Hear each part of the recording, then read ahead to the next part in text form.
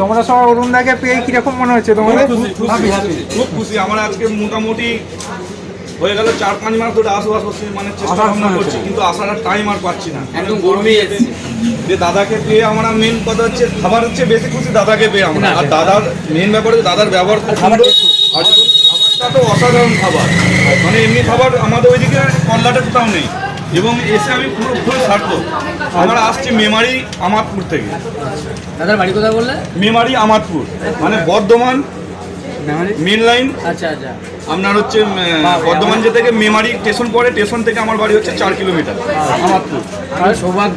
অরুণদা আপনি কি বলবেন? এটাই বলছি তো, আমি সৌভাগ্য যে এত দূর থেকে মেমারি থেকে 4 কিলোমিটার আরও ভেতরে প্রত্যন্ত গ্রামই তো, তাই না? তো ওনারা যে ভিডিও দেখেন, এই বলে একটু একটা ভিডিওতে বলেছিলাম না, এটা আপনাদের আপনাদের অসীম কৃপা যদি না থাকে আর মায়ের যদি কৃপা যদি না থাকে, এটা তো কোনোদিনই সম্ভব নয়। একটা ফুটপাতের দোকানদার আর সেই দোকানদারের খাবার এত দূর থেকে খেতে আসেন, আমার জীবন সার্থক। এক কথা হচ্ছে আমার জীবন সার্থক, কারণ এত মানুষ এত দূর দূর থেকে খেতে আসে। ওই যে আমি একটু আগেও বললাম যে কাতারের অবধি খিচুড়ি পাঠিয়েছি, খাবার পাঠিয়েছি। এই যে কাতার আর কালনা, মেমারি মেমারি না, মেমারি আমাদের বাড়ি মেমারি, পূর্ব বর্ধমান। তাহলে এবার চিন্তা করুন, জয় মা তারা, জয় মাতা, জয় মা, সব মায়ের ইচ্ছা।